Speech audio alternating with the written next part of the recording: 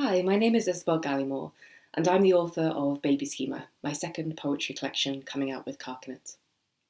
Baby Schema is a book that thinks about our relationships with the natural world, and particularly with animals. And it's a book informed by a playful relationship with nature that perhaps does away with some of the reverence and awe that tends to dominate writing about the natural world, and introduces a kind of perversity, a kind of enjoyment, and a kind of cutesy aesthetic, which I find so interesting in our relationships with nature and with creatures. It's a book that tends to have portraits of pot plants and pets. It's a book that was informed very much by a research trip to Disneyland Paris, my first experience at Disneyland,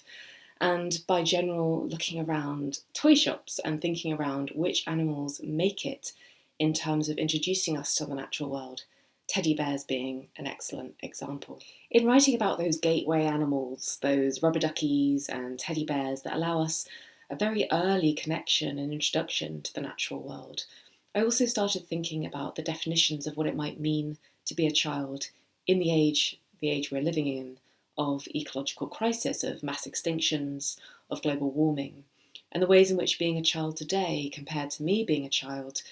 when I was growing up, is perhaps something different altogether, something more adult, more responsible. And this line of exploration was joined by a parallel line around what it might mean to become a parent, the choice of whether to become a parent in an age of ecological crisis. During the writing of Baby Schema, one of the favourite pieces I worked on, probably one of the more challenging pieces, was a sequence on Disneyland. And it's at the very centre of Baby Schema.